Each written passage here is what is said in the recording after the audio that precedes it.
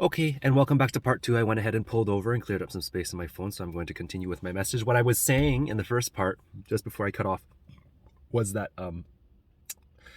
to experience the receiving of a gift from a stranger unconditionally and not having them not want anything from you in return is one of the most pure acts of love you can experience. To receive something from someone and have them not want anything from you. I think that would be a good example for everyone for what unconditional love is.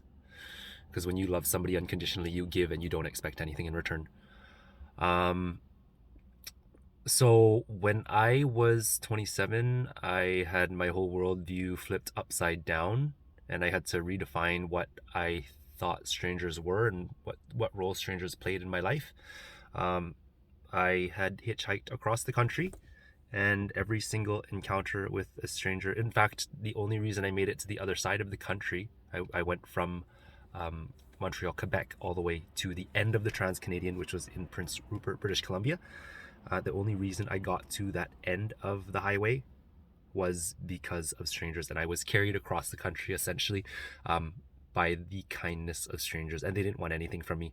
None of them wanted anything from me at all. They wanted to give me, and I was given a gift.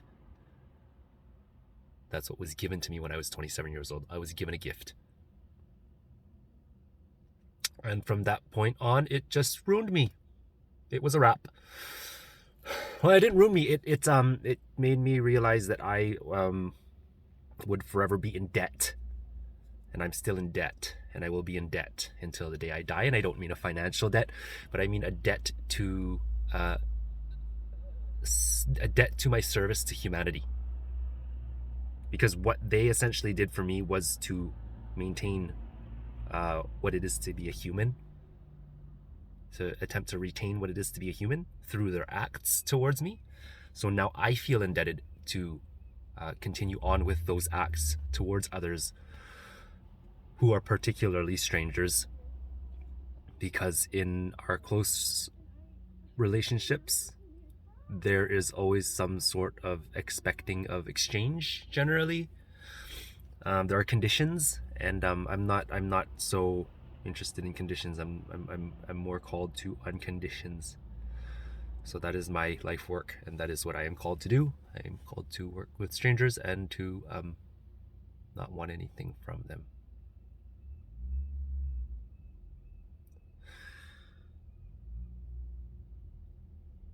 I guess my message today is to, if you have not interacted with strangers, or you have some sort of preconceived notion as to who strangers are or the role they play in your life, or if you've ever even opened your doors to a stranger, I would suggest that you possibly consider it as an option. Because when you open your doors to a stranger, you are introduced to a whole new world.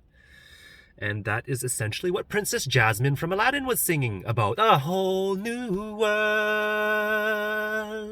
a new fantastic point of view. That's what she was singing about. So thank you, Princess Jasmin, for your message. She was talking about strangers as well. And yes, that is the message I would like to convey today. Take a chance on a stranger, help somebody, and don't want anything in return, and allow somebody to help you, and don't give them anything in return. Just graciously accept and say thank you and walk away. Okay, bye.